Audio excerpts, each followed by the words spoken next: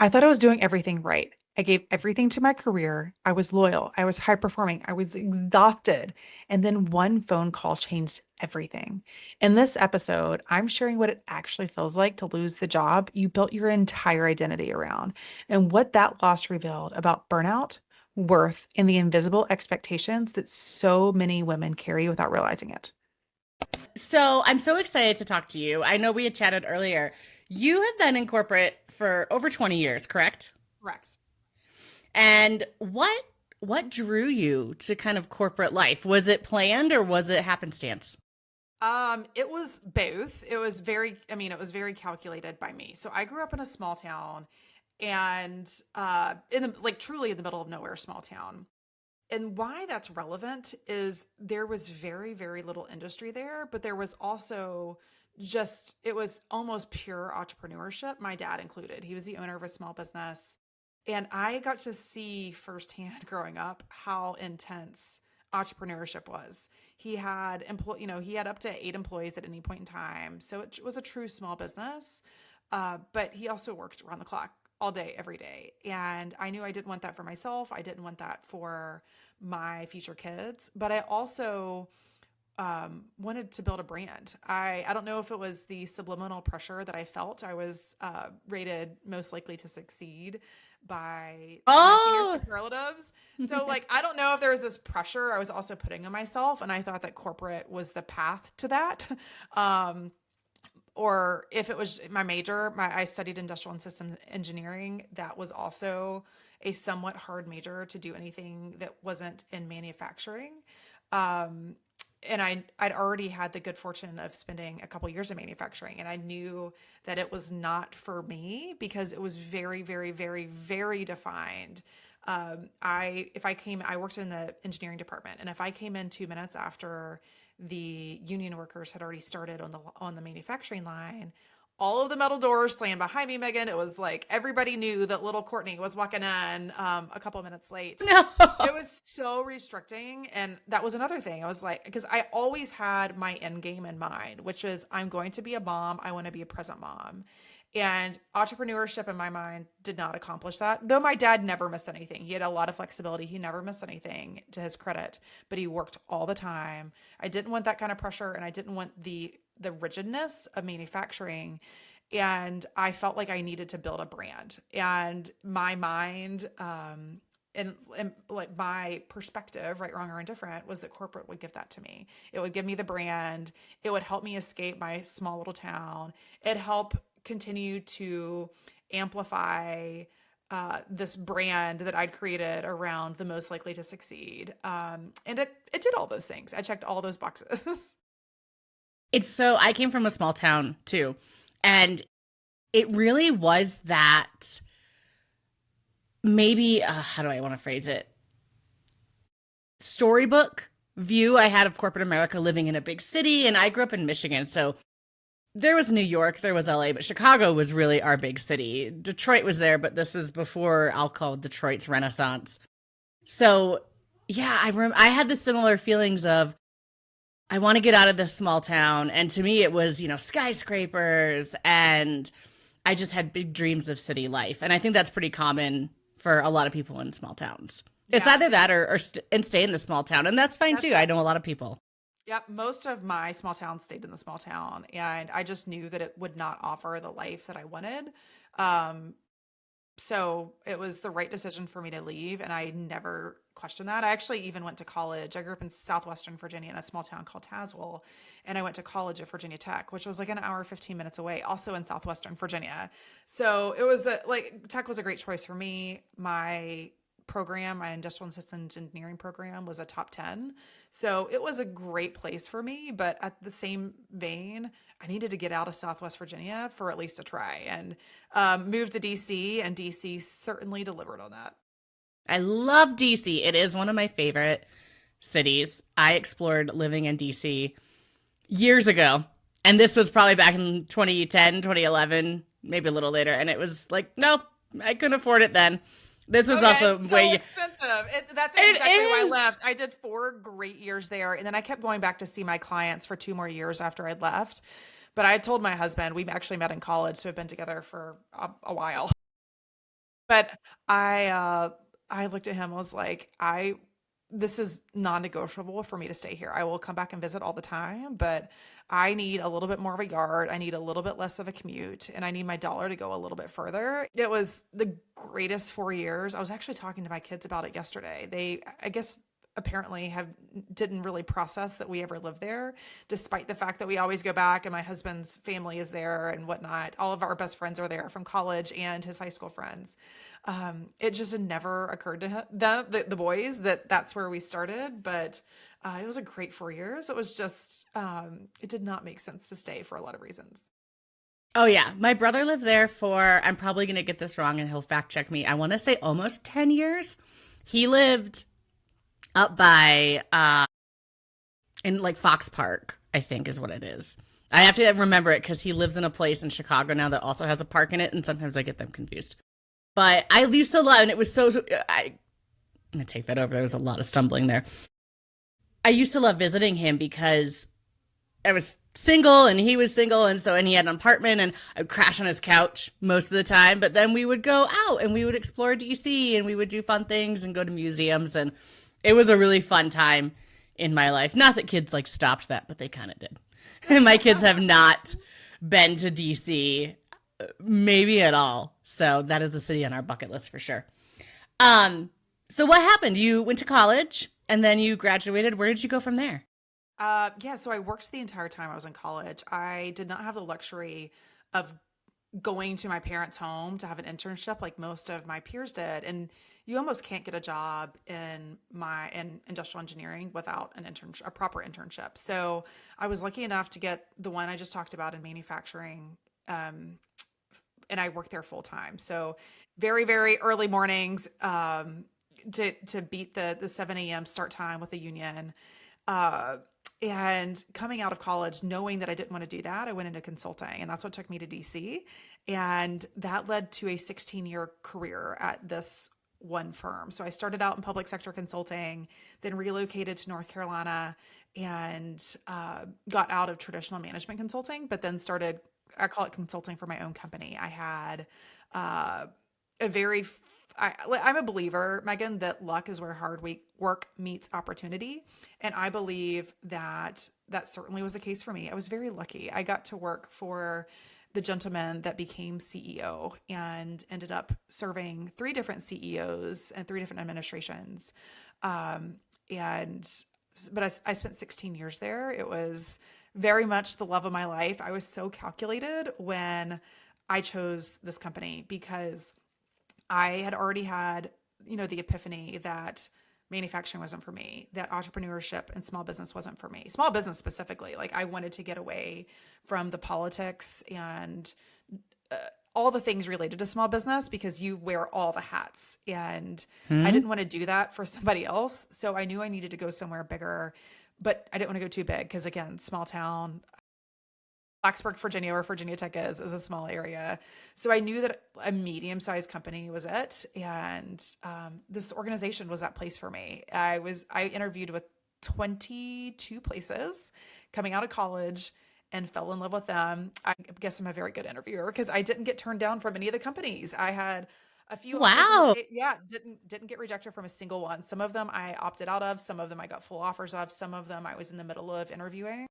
But I chose the place I chose for a reason. It was the place I wanted to call home, and I wanted to make a career there. So 16 years later, there I was. And you shared with me that you have been laid off before. Um, and so you said your first layoff was a couple years ago. Can you Was walk us that through that? company? Yeah, was that company? Okay. Oh, okay. That So was walk us the through that. company I fell in love with, and I Oh, gave that's the worst. so much of my life to. So this has been my biggest lesson, perhaps in life, Megan, is to not give myself away for free. So at that company, again, I did go back into consulting and, with the ambition of making partner, which I ultimately decided was not for me. And in that role, I was working many, many, many, many 80-hour weeks and just grinded it out and had a very abusive boss, for lack of a better term. And he was the pits. But then I got back into administration, and my last role was working for the CEO, another CEO, where I served as his chief of staff and then also led organizational strategy for the firm. And coming out of his tenure, I elected not to continue with the fourth CEO. I'd already been in the land of administration for so long that I'm like, no, this is a time I need to go out and build my own brand and start doing something and start becoming a organization leader myself as opposed to serving somebody else's vision. So he had made the decision to stand up this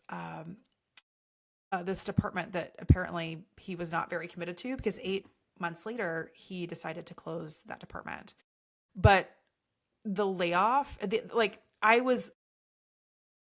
first of all was not, naturally not prepared for that to happen because it was a department that he created. So I thought there was Who security there. is? I know, right? I mean, like, investing in something you're only going to give 8 months to, and we were still growing. We had just hired somebody and moved somebody in 2 weeks later. I mean, I was just the whole decision was mind blowing and very political. The For me, the thing that hurt the most is that we went through this other round of interviews to be able to get placed into another part of the business. And the three of us that were most senior were not were not given a place. I remember getting that call, and I was out in the pool all day, wasn't expecting to get it, got the call, and just like immediately lost myself. Had to go lock myself in the pantry. I don't know why that's where my head went. It's like I need to go hide in the pantry. But I went in this dark pantry and just like cried as I sat on the phone with the woman in HR who was a friend of mine. I had known her for years. Our company had probably about 12,000 people. You know, so many that you're always meeting somebody new, but also given that I'd spent so much time there, I knew a lot of people, and Yeah. I was both surprised. I was extra offended. I think that was like I was butthurt because I had put so much of myself into that organization. I had a direct report who had a lot less tenure than I did in the industry that was making significantly more. Um, I worked my ass off for pay that was many, many figures beneath the people who were my peers and doing the same amount of work and the same, contributing to the organization in the same level that I was. And I just trusted that this organization would take care of me because they knew that I had delivered results for them. They knew that I had given so much to them. And that's just not how it transpired. So it was just such a wake up call to me that at the end of the day, corporate is corporate and they're in it for themselves. And I also was very surprised and disappointed by many of the leaders that let that happen, that had plenty of great things they could have done with me if but it would have just inconvenienced them just a touch to figure out what mm. that was in the beginning. And they were so invested in their game that they weren't willing to do that. And it was an eye opener. It was a very disruptive life experience for me and completely reset my perspective on my relationship with corporate and my relationship in serving others so selflessly without actually reserving a little bit of gas left in the tank for me. Because I did not have, um, I had given so much of myself away, and I resent that I missed so many early years with my boys because I was serving somebody else as opposed to serving me. And I want to touch on this more, and we will in a few questions, but do you think, in your opinion, that's more common of women? Because I have had that same thing where I feel I have sacrificed so many hours, and I'm the one that has either sacrificed time with my kids or I'm trying to, answer emails as I'm driving my kids to school, and I'm trying to do it all. Do you think there is more of that expectation on women? Oh, 100%. And I think that that's because we are still trying to prove ourselves and we are not given the same grace that men are. And it's bullshit, but that's exactly what happens is that we are trying to solve for problems that are frankly more societal problems that we just can't do alone. And I think women of color feel that even more than we do, Megan, as white women. But women holistically feel like we have to be perfect all the time, because if not, we are scrutinized. And part of that level of perfection that in this that standard we carry for ourselves is constantly feeling like we have to prove ourselves, like we have to give ourselves away for free. And that's part of what has led me to this back half of my career around helping women navigate that standard, because it's so unfair. It is. And I also say all this as my children are like screaming in the background, and I'm trying to shoot daggers through the window to tell them to be quiet during this recording. Um, what did you do after that layoff? So I'm assuming at some point you came out of the pantry. I came out of the pantry and it took, oh gosh, the first couple days, I mean, the amount of crying I did was ridiculous. I was just I give hard to anything in my life. I'm 120%er, and I had a lot of healing I needed to do. So first thing I did was take myself to the beach. And Good after, choice. I know, right? And got a computer. I mean, I started with them in 2007. So all of my life was on that computer, and I think that was part of why I was just so panicked. Is I gave a lot, I had a lot truly like in bed with that company, because I needed to remove my personal life from there and extract it so I didn't lose literally everything. So I think like And mechanically speaking, that mattered. it is that's such a part too, and not to interrupt.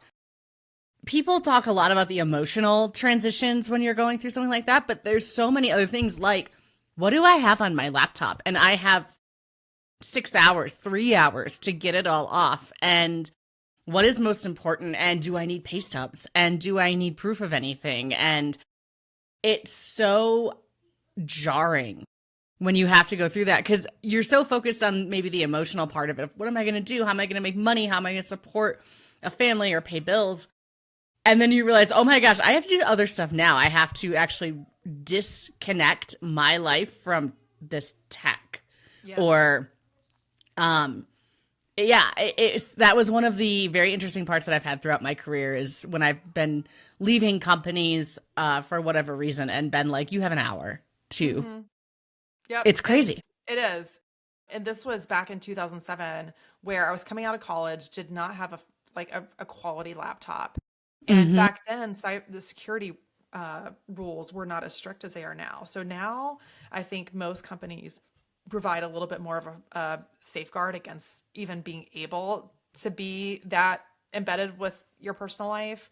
But at the time, gosh, I was coming off of 16 years of my contacts, my calendar, all of my personal documents, even my resume for that matter, like literally everything was on that computer. So mechanically speaking, I really needed to prioritize navigating that. But beyond that, I had so many conversations with so many people, trying to figure out what's next for me, because I knew I didn't want to go into consulting. I was fairly sure I didn't even want to go back to a partnership or professional services at all, because the industry is very intense. And partnerships, if you're not a partner, even if you just, while not to diminish the responsibility that partners carry, but you're never really treated as a leader of an organization if you're not a partner. And if you're not going to be revenue generating, then you're probably not going to be partner. So I knew I needed to find a completely different industry and a completely new reset. And that was a little intimidating. And the fact that I Yeah. had been a problem solver, like if I had a job title and I could summarize everything I did at my time at my last firm, it would just be problem solver. And that's really hard to capture and market, because that's something you build out of trust. And that's something that you build by investing in your brand and demonstrating your value. So that's very, very hard to market elsewhere. So I needed to figure out how to bottle that up and be able to start advertising myself again and pimping myself out. So part of that was done in many, many conversations with other people. And it was in those conversations that I realized I have a deeper purpose here that I was not actually fulfilling, and that was serving others. So when people were asking me, what is it that you enjoy the most? What is it that lights you up? Why do people come to you beyond work? I was like, oh, well, that's easy. They come to me because I have figured out working mom life. Like I spend a lot of hours at work, but I spend a lot of hours doing life. I actually had an old direct report of mine. She was a skip level, but she was like, Courtney, you are the biggest maximizer I know. Like you figure out how to just squeeze as much out of life as possible. And it was an absolute compliment. But new moms were coming to me for that very thing. Like, how do you do what you do? Because you've seem to have figured it out well, and you seem to do a whole lot. You seem to not skip travel. You invest hard in relationships. You show up for everybody. You're incredibly present when you are, and yet you're rocking work in very demanding visible roles. Like, how do you do that?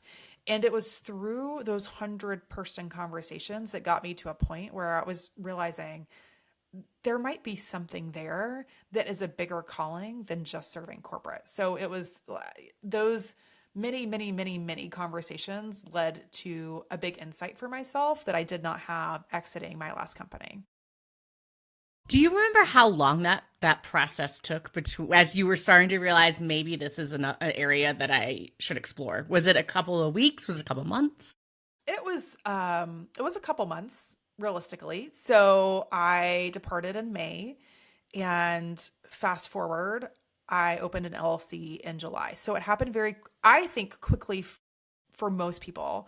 I'm a very quick processor, and just have a high engine for self reflection and movement. And I think part of what made it possible, Megan, is I was really clear on the type of life I wanted to build.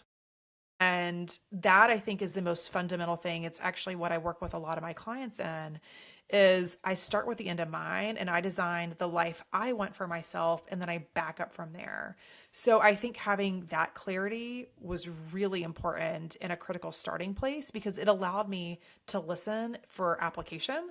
So every conversation I'm having, I'm having it, I was trying hard not to jump to conclusions and to stay open-minded, but at the same time, already sorting in my mind that would work and that wouldn't, because I was so grounded on what I wanted my home life to look like and what I needed to create there. But I would say it was less about the time and more about the transactions because I probably had 50 conversations with people that were at all walks of life, and most of which I were new to me. Relationships that I'd never met before. And I think it was through the transactions of talking to those 50 people that got me to a place of where I knew what I wanted to do long term, but also what I needed to do short term, which was unfortunately go back to corporate and save money. It always goes that way. I shouldn't say always, but yeah, so let's talk about that because after going through that change, and I think keep me honest, after feeling maybe the sense of purpose, like, okay, I see a path for me over here. But the reality is I have to grow that. And I have a short-term need of needing to bring in money, needing to have support. So where did you go? Yeah. So I'm going to actually jump a couple steps ahead in order to go backwards. And that's to the punchline of what it is that I do. Right now, my full-time job is to coach women, either budding executives, but mostly working moms on work-life balance and how to build a completely aligned life. So they are also able to maximize with complete time and stress freedom. So I share that as a very critical background to say I did exactly what I teach the women in my program to do and the women that I coach to do. And I managed the heck out of my life. So that way I was able to both live this corporate life, this new corporate life, and still build a business. I was easily working 80 hours a week. Meanwhile, just as I always did, I never gave up my travel. I never gave up my relationships. I was the one who always remembered to reach out and send birthday cards and did all the things because I was living my program. My program's called the Life Management System. So I put that to place and I went back to corporate. Not just went back to corporate, but I decided if I'm going to go back in order to save face for myself after being eliminated from my last company, I wanted to just prove to myself and to the world, like, y'all, I don't need you. I can have a big girl job without you. I don't need this, college to 16-year later career in order to do that. So I did. I went out and got a big role leading culture and engagement at a Fortune 50.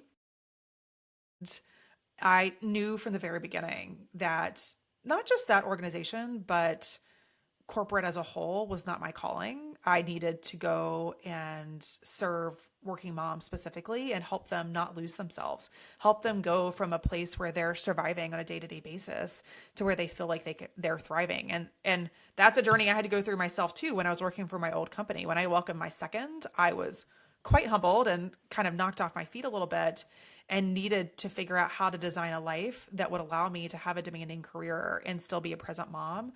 So I knew that helping other moms figure that out and navigate that was really important, but I needed to pay the bills and I needed to give myself a little runway to build the brand, to figure out how to coach effectively, how to build a business, which has been a very humbling experience. It's very It different is. than corporate. Yeah. That was tough. That was weird. It still continues to be weird. I learn every day. I am constantly impressed by people who have been successful and profitable in it. So I knew I needed that runway, but I also just really wanted to sink my teeth into a big role.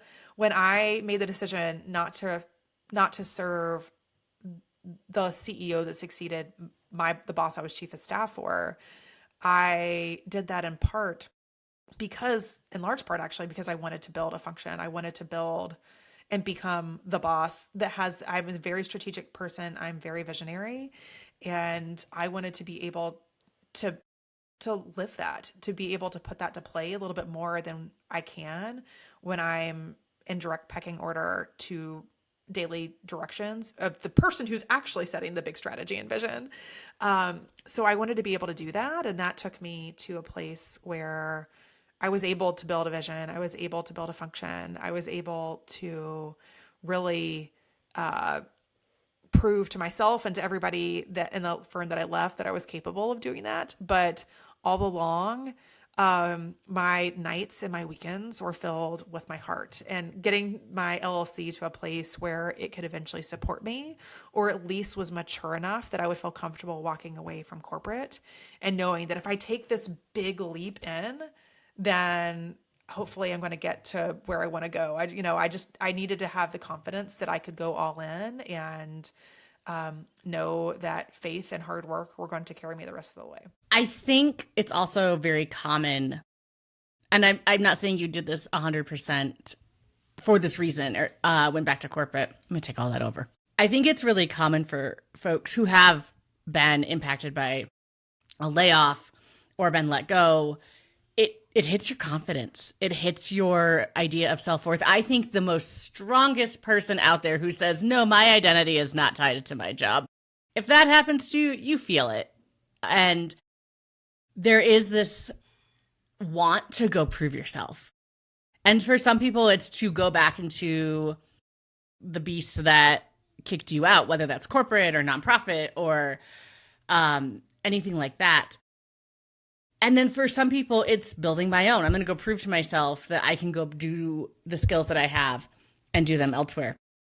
And so I think it's really fascinating that it sounds like you did both. You went back into the corporate space for the reasons that you just laid out, but you were also proving to yourself through your LLC that you could do what you wanted to do. You had the right skills, you had the right capabilities, you had the training. It seems like did it feel that way at the time? Did it feel like, okay, I am achieving this and I feel good? No. I mean, as it related to corporate, for sure. But as it related to being an entrepreneur, which is ironic to take us back to where we started, that I never wanted to be an entrepreneur because I saw my dad and how hard he works. And I know, like, I am living that, every bit of it. It is so hard. And all the things you learn in corporate, sure, will help you mostly with problem solving and networking and polish. But being an entrepreneur is 120% different game than being in corporate. So it has been very humbling. But I wanted to most especially do that because I wanted to control my destiny. I felt that, I mean, I remember sitting at the lake one day, and my parents and they live in a condominium and on the lake, and two of their friends were out on the dock with us, and they were just like, "You're gonna get laid off, Courtney." I was like, "No way. No way that'll happen to me. I take care of my company. They know me. They would never let that happen to me." Like, I felt very confident in that, and sure as shit it happened.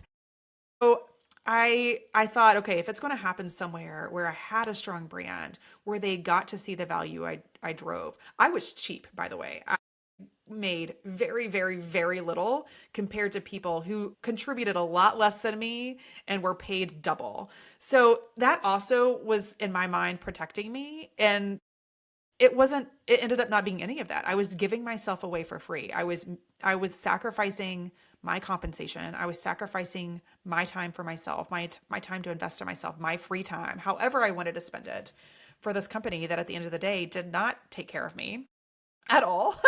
And in fact took advantage of me.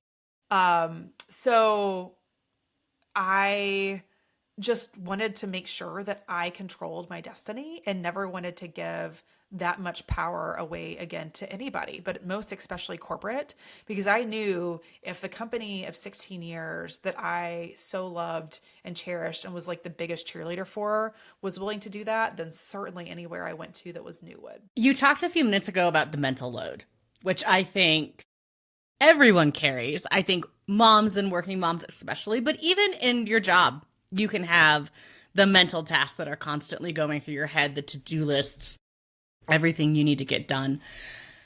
How can anyone in any of those roles prevent the to-do list from taking over? Well, that's a loaded question, Megan, and it's a complex one. And I would say, um, this is going to be a little bit more complex of an answer, but I think it's really, really, really important grounding. At the end of the day, your to-do list is a direct reflection of what it is that you value. And what you value influences what you prioritize, and what you prioritize influences how you spend your resources being your time, your money, and your energy. So this is the exact kind of thing that I start with my clients on. I get really grounded with them on that, because when they're grounded on that, it informs what your to-do list should be. And of course, in work, part of that is what you're being measured by, and getting super clear in what you're being measured by, as opposed to spinning up other work for yourself just because you want to. That is part of what I always did, which was giving myself away for free. I saw opportunity and I chased it, and I was given the freedom to do that, but that doesn't necessarily mean it was the right thing for me to do. But at the end of the day, most people, when they're grounded on their values, it helps them navigate. It informs how they're spending their time and their money and their energy. And if you think about your to-do list, it is your time and your energy that is being expended over and over and over. So that's part one. Part two is just recognizing and calling out for yourself the difference between an actual to-do and a wish list. Because so often the mental load you just referenced, Megan, regarding your mental load, the mental load that you gotta call a timeout. So the mental load that you just called out, Megan, is often not your to-do list, it's your wish list. So what I mean by that is your wish list are things like, I need to organize the pantry. I need to go through my kids' closets and get out all the clothes that don't fit. Those are wish list items. Literally, they can wait years if they need to, and nothing's going to fall apart. But your to-do list is either something tied to, like at work, it's directly tied to your responsibilities that you are being measured to do in your performance review. Or at home, it's things like, I need to pay this bill. I need to cancel the subscription before it renews on this date. I need to change or schedule this appointment for the dentist. Like, those are things that have to get done. They are normally time bound. They are normally, they have direct implications if they don't get done. So I always challenge people, like, if you have to do the thing, that gets put on your to-do list. And if you actually manage your to-do list effectively, then it's going to help manage your mental load, because you're not carrying the weight of that. You know, you can look at your to-do list at any time and it'll tell you exactly what needs done. But a productive to-do list doesn't include your wish list items, that parking lot needs to sit somewhere else. I actually have a document that I'm happy to share. It's you can get it at workingmomsmovement.com/to-do, TODO, but it talks about the difference between a to-do wish and a wish list. And I think that just being grounded on your values and being aware of the difference between a to-do and a wish list will help you be more productive in what you manage, but most especially help you manage that mental load. So that way you're not carrying stuff that is actually not yours to carry, because at the end of the day, it just doesn't matter. Love that. I use the Eisenhower Matrix, and there's actually an app out there that I downloaded probably like 6 or 7. I remember it was right before Christmas because it was the Christmas stress of last year. But it does break it down to, like must do, should do, could do, and then basically like you said, stuff that you could probably go years. And as you were just saying that, I had 2 thoughts. One was I have not opened that app in like 3 months, and I probably should go dust it off. So maybe everything in that app was a nice to do or a wish list item because I haven't tackled them yet. But it also made me think, with the ones that I even put on there, what does it say about what I value? I know, for example, one of them on there is God Lover. I have not mailed my best friend's Christmas gift, and it is August 1st as of this recording. And she knows. But that list item, go to post office and mail gift to Tiffany, has been on there. But I realized as you were talking, well, it's on there because I value the friendship, and I want to prioritize my friendship with her, even though I am terrible at going to the post office and mailing her Christmas gift. But you just rejiggered how I look at what I write down and what I want to do, and what does it say about me and what I value. That is amazing. Yeah, the Eisenhower Matrix, essentially, for those of y'all that aren't familiar, forces you to identify the level of urgency and level of importance of something. So if you think about something like your health that is important but not urgent, you will never actually get that done if you are prioritizing all of the unimportant but urgent things. So unimportant but urgent things is probably something like your inbox. And so often the mental load that we carry, going back to where this started, Megan, actually sits with other people's to-do lists. Like our inbox is more than likely 90% someone else's to-do list, not ours. And it's not the pressing important things that you actually have to get done. So I think the Eisenhower Matrix is a hard tool to use to manage actively. However, it is a very good tool to use to help challenge your thinking on whether or not the things you do on a day-to-day basis actually are important. I will say, as I open it up, under my want to do's, it is research garden and flower beds. And that is probably 6 months old. So yes. Also, those are the things you're not going to forget. To the degree that you can just shed those, Megan, because what's happening is, even for a lot of people, not everybody, some people just want to be able to write it down and let it go, but truly treat it as a parking lot. Don't treat it as something that's in front of your face the entire time. Because if you see that growing list of things, that's going to add guilt and pressure to you, because it's subliminally telling you, look at all the things you're not doing. But guess why you're not doing it? Because having dinner with your family is more important than researching garden beds. You are making a conscious choice, but when you see that stuff right in front of you, and the to-do list you're actively managing on a day-to-day basis, it's just creating this pressure of hey, you got a bunch of stuff to do that you're not doing, girlfriend.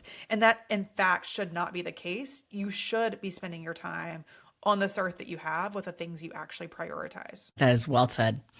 I think that also leads to another topic, burnout. Burnout is, in my opinion, often invisible, but incredibly intense. And I have felt it over the course of my career and in my life. Can you share what burnout looked like for you, if you've experienced it?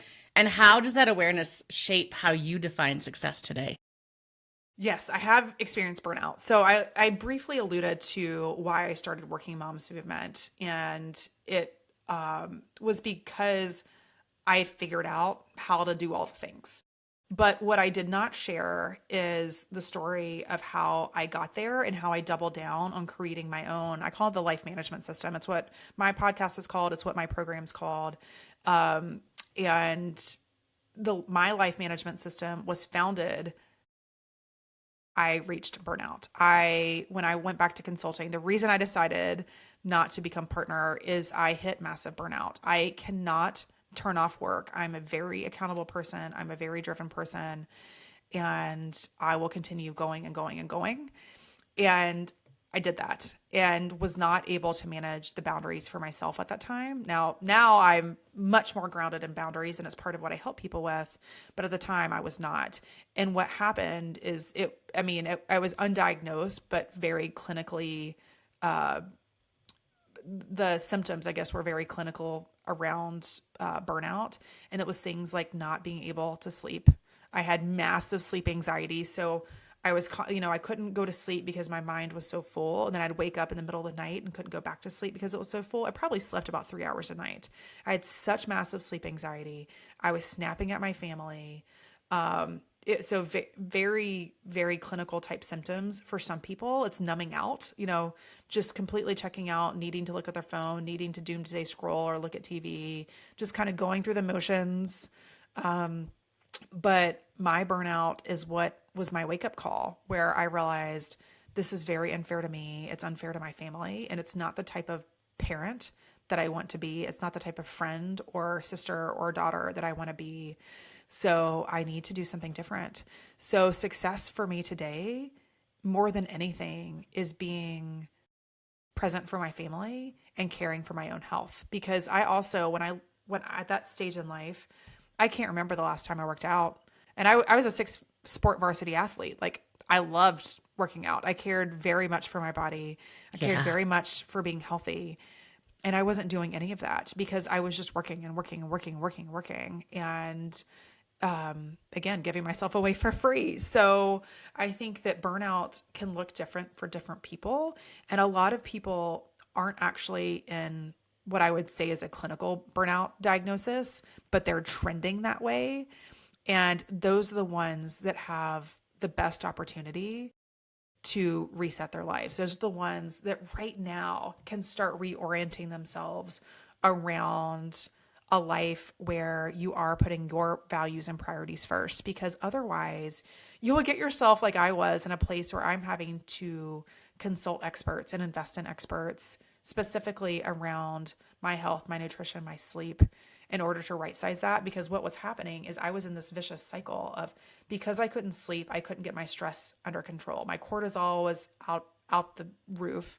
But I couldn't get that under control because I couldn't sleep. I couldn't sleep because I was stressed. And it was just this cycle of stress and no sleep and stress and no sleep. And I couldn't fix myself because I needed even stronger intervention. What do you say to the people that feel, and this isn't the right way to phrase it, but burnout is a badge of honor? And what I mean by that is people feel either, in my opinion, one of two ways. I have so much going on. Look how busy I am. Look how much I have, how much responsibility I have, which is probably leading to the burnout or feelings of it. Or it's maybe even an awareness like you have where it's self-diagnosed and you're thinking, maybe I am burnt out. Maybe this isn't great. But man, look all the things I'm doing. Even with burnout, I'm answering emails. I'm feeding my family dinner. So what do you say to those people that may either recognize the burnout or maybe don't, but still feel that that pace is a badge of honor? Yeah, I mean, it happens a lot. And what I would say is, like, evaluate the risk of that for yourself against your values. Because I mean, the amount of divorces, as an example, that I know that even happen, and because the men are just, look at all the things I do, look at all the things I do. You are being driven by something else, whether that be money, or whether that be your brand, or whether that be other people's perception of you, but you're giving all your power away when you do that. And it happens even more in women because, as we talked about earlier, Megan, it's the pressure of feeling like we have to be perfect all the time. But guess what? You don't have to do it alone. And that was one of my biggest insights, is I was carrying the weight of the world on my shoulders by myself instead of actually using the army of people around me. Even at work, I would stay up late at night and do somebody else's work instead of giving it to my team, because I didn't want to have to inconvenience them. But yet I mean, they were never working that late because I was taking it all on for them. So I think that part of it for me was just recognizing the incongruence of what it is that I valued versus how I was actually showing up and how I was spending my time. And I think that that was enough to at least disrupt my thinking and allow me to be more honest as I went about my day on whether or not I was actually filling up my cup with what I wanted. And one of the very, very simple things that you can do to make sure that happens is to put first things first. So I'm a big Stephen Covey fan. I actually send my boys to a leadership based school that is founded on the seven principles of highly effective people. And it is core to how I process. It is the type of work that I actually work with my clients on. And one of his primary principles is putting first things first. And it is so simple, but that's all you need. So, a perfect example of that, I'm not a morning person. I do not get up early. I'm the last person in my house up consistently every single day. But I still start with my workout. So, I know that if I wait and try to work out later in the afternoon, it's never going to happen. Same with quality time with my boys. So instead of waiting for bedtime to have that quality time with them, which is what I used to do, when at that point I'm just over it, I want to rush through the day. I want to get back to be able to get myself ready for bed or take care of whatever items that I need to get done to reset for the next day. I instead have started quality time with them before dinner. So that way I guarantee to get it in. And it sounds so silly that spending 10 minutes, dedicated minutes with a kid should be that hard to do, but it's really hard to do in the grind of a day, but particularly if you wait until the end of the day. So even putting first things first for you will help you prioritize what it is that you actually prioritize. And as much as I hope that the honest evaluation for people will help them recognize whether you're chasing something because of the brand or because you think that's what other people expect of you, will actually illuminate. If you put first things first, at least you know that you're not completely giving away everything to other people. And I think that's the starting point for people to slowly start to, reset their life, because going from a million miles a minute and doing all the things and that badge of honor burnout that you're talking about, Megan, to a completely aligned life is hard. But if you can start with that very initial alignment of putting first things first, then slowly you'll start to feel the difference, which will help you claw back on some of the other hamster wheel type of activity you're doing. Because ultimately, if that's you, if you are wearing burnout as a badge of honor, you're probably doing that because you think other people expect that of you, or that other people are thinking of that as a brand builder and like it's impressive. But more and more and more, thankfully, society is acknowledging that that's not really the case. And I attribute the upcoming generations for that, because they see us as their parents, as their examples, burning out and going a million miles a minute. And they're like, you know what? That's not for me. So kudos to them for being a lot wiser than we've been about it and putting up and actually honoring very strict boundaries around that. I also think burnout, in my opinion, stems from, whether it's real or not, a perception that I will be liked if I do all these things. I will be successful if I do all these things. I will be, almost to your point with your first, with your career, with your consultancy, I will be protected. There's all these things. I will. And I think your example of, you can burn out. You can be taking less money. You can be foregoing promotions. You can be working 80-hour weeks, and you can be the person that knows where the bodies are buried and where the skeletons are in the closet and still have that career or that job end. Yeah, and apropos to your entire podcast, Megan, when you do that, everything's taken away from you, because that was so much of my identity. I would say working was a bigger identity for me than being a mom. And I'd wanted to be a mom my entire life. Every decision I had made since I was in ninth grade was with this vision of being a mom.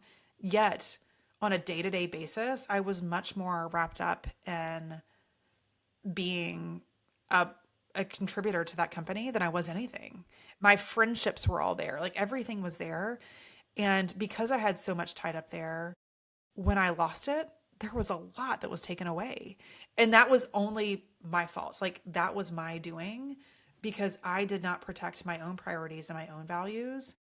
And if I had started with that, even something simple like my health, then I would have never found myself being so splintered when that termination happened. I feel like you just described me 100%.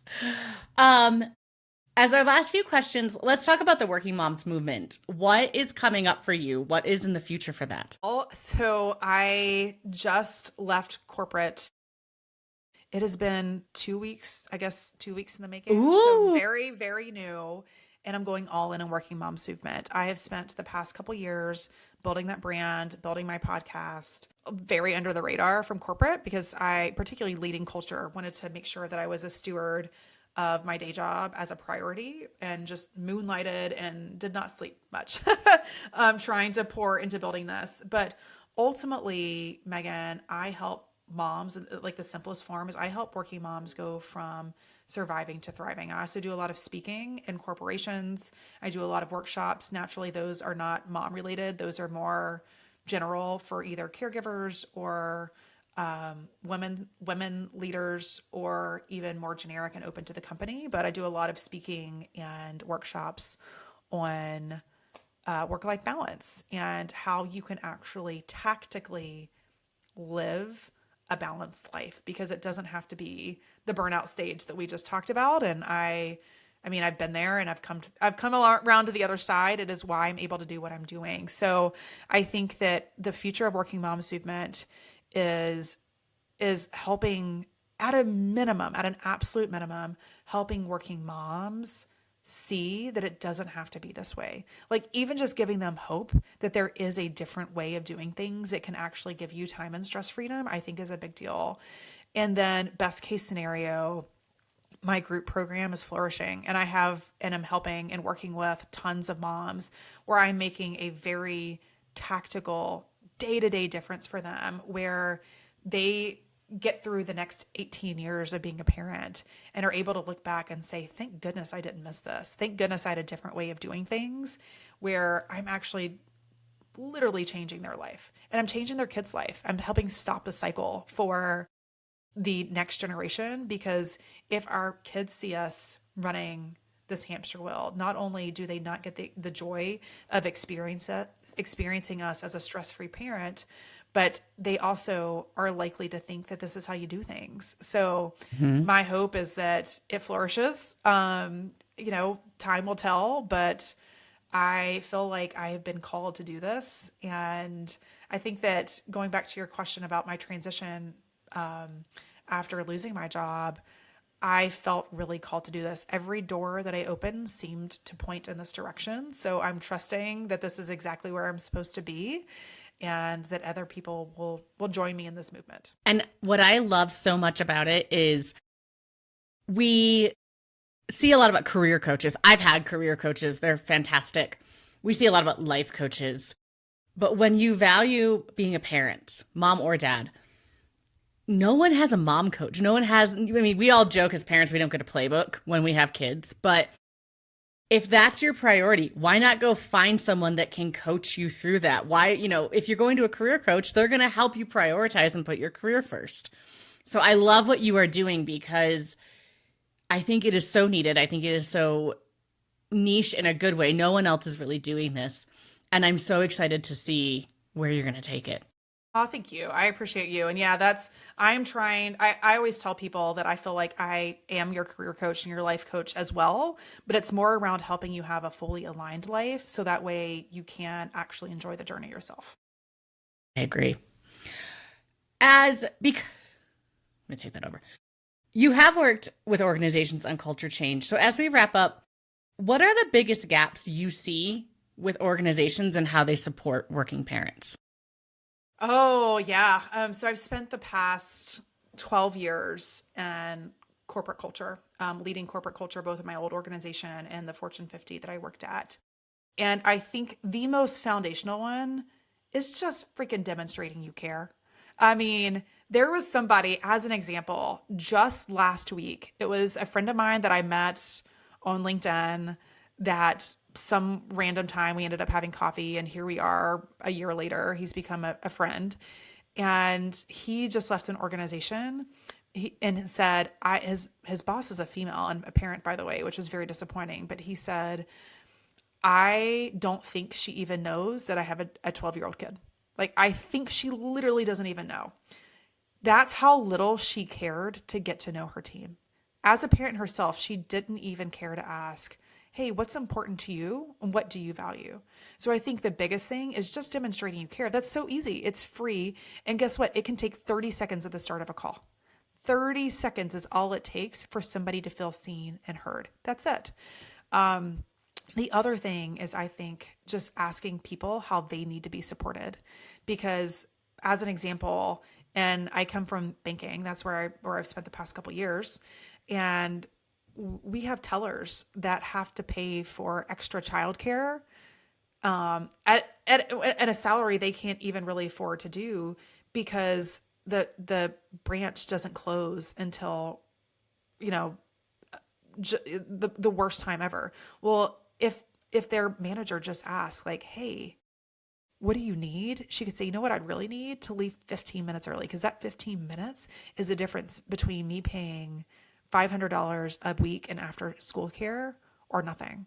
That's so easy to fix. So I think we also need to just we need to ask each individual what support they need, because oftentimes it's not elaborate. It's something very simple, and it can make the difference between a fully engaged employee versus somebody who's looking to walk out the door. I feel like what you're describing is also just make your employees feel seen. Make them feel like you know who I am.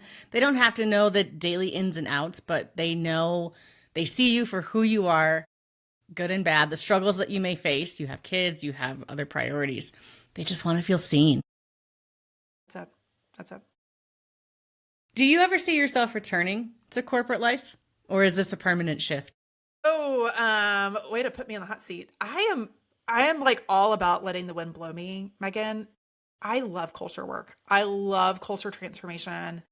It was such a gift that I landed in that kind of work. And I think that I have a very unique way of looking at it that can really help organizations. So yeah, I'd always be open to doing more of that, whether that be as a consultant or full time. My biggest thing is just I am chasing full alignment at any point in time with my highest and best use to the world and how I can best contribute. So right now, I think that is fully behind Working Moms Movement. And yet, if somebody was like, listen, you can make a really big difference and you have great sponsorship at this organization, the CEO needs you.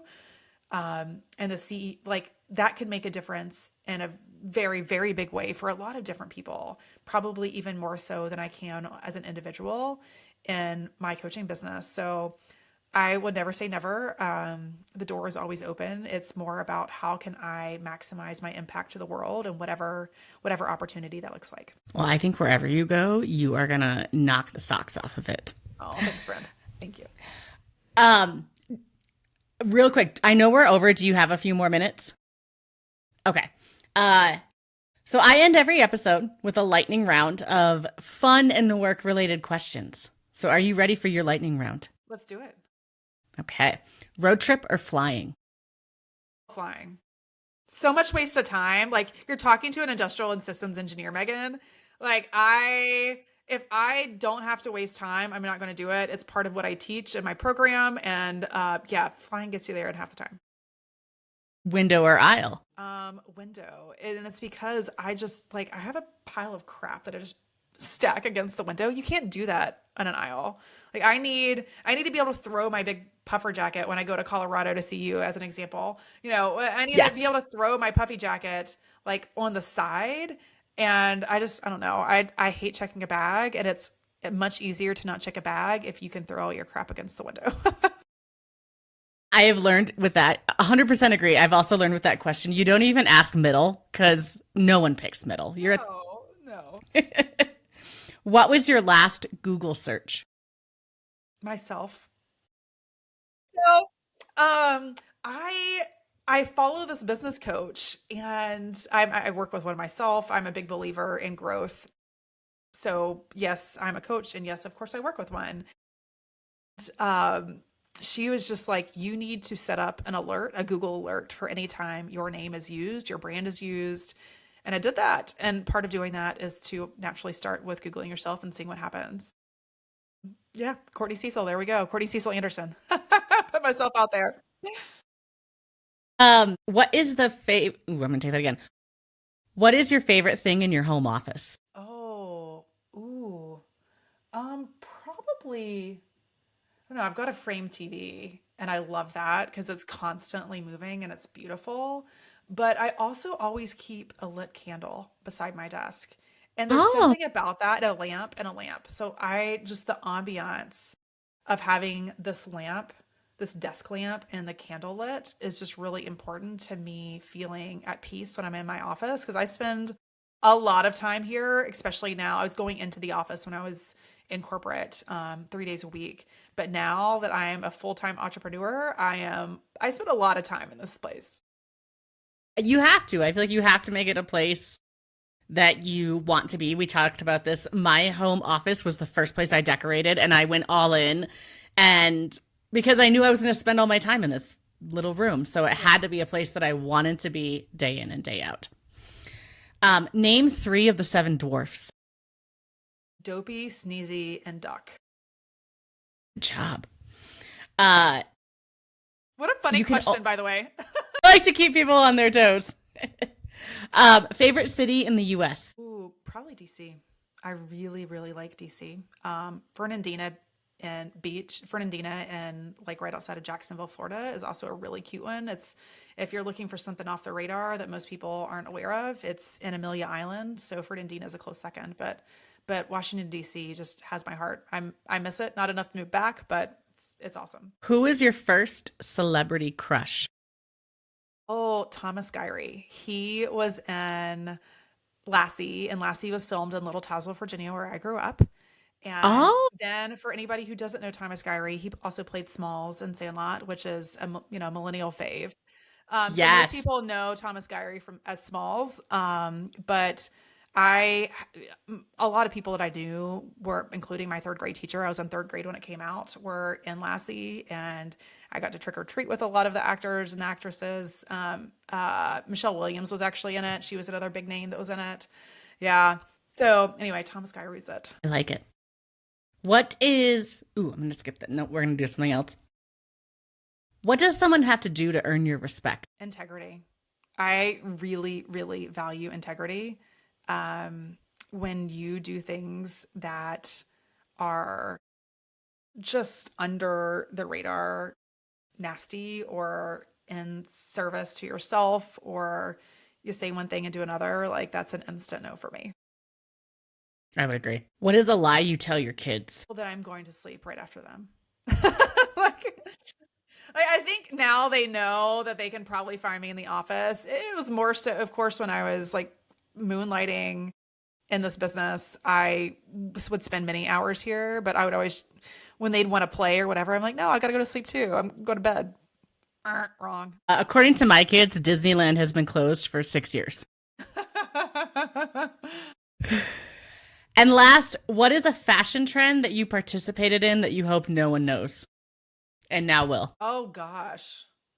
I don't know. I think back to the 90s and some of the really weird stuff we did then.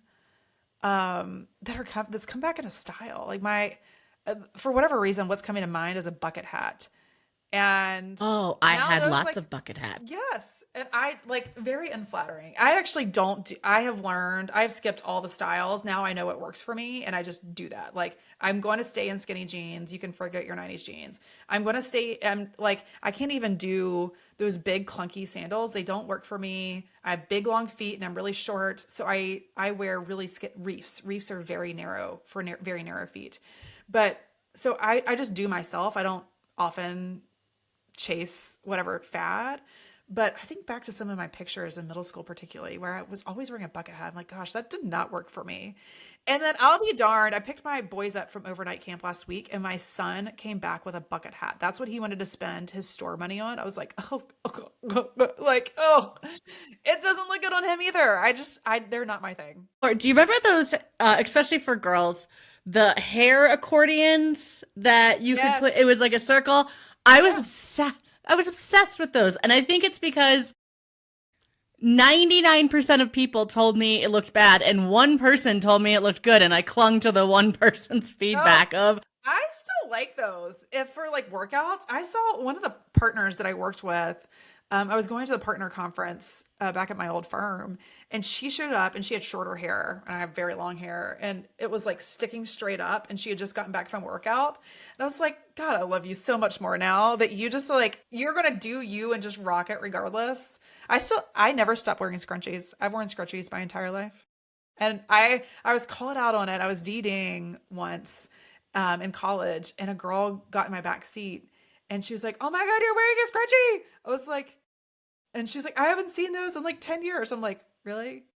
Because I've never stopped wearing them. I don't know. I love But scrunchies. yeah, yeah, I love scrunchies. But I feel like a lot of those 90 hair things still do topsy tails. Oh, yes. Yep.